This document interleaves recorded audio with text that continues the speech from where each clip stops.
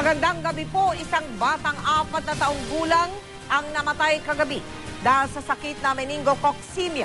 Lubhang mabagsik ang mikrobyo, kaya huli na nang madala sa ospital ang biktima. Lalo't nung una inakalang simpleng lagnat lang ang dumapo sa bata. At para hindi mahawa sa sakit, pinainom na ng antibiotic ang pamilya ng bata. Pati ng mga tauhan ng ospital kung saan siya dinala, pansamantala ring isinara ang emergency room ng Amang Rodriguez Hospital dahil sa kaso na yan. Nakatutok si Lala Roque. Naka-face mask ang mga tao sa Amang Rodriguez Hospital sa Marikina nang abutan ng GMA News. Ang dahilan, ang pagkamatay ng 4 na taong gulang na batang lalaki sa ospital alas 9 kagabi dahil sa meningococcemia. Di agad nadala ang bata sa ospital dahil inakala ng mga magulang nito na ordinaryong lagnat ang sakit ng bata.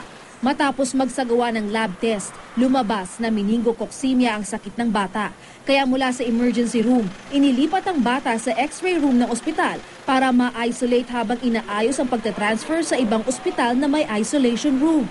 Sa kasamaang palad, namatay na ang bata habang nasa x-ray room. Kung mas naagapan lang sana na nadala yung pasyente na hindi pa nagkukumbulsyon, hindi pa nagkakaroon ng mga kalat na mga pasa sa mga kamay at paa yung bata, it just so happened that when the patient came, late stage na. Sarado ang emergency room hanggang alas 6 ng umaga kanina.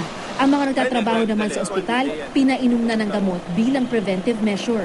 Lahat ng kaanak ng bata ay pinainom na rin nila ng gamot. Pinayuhan ng pamilya na huwag nang iburo lang bata.